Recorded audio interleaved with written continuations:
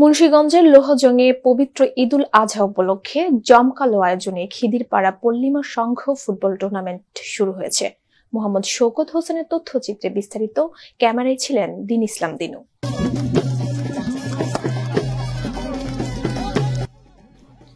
সোমবার উপজেলার খিদিরপাড়া খেলার মাঠে এই টুর্নামেন্টের শুভ উদ্বোধন অনুষ্ঠিত হয়।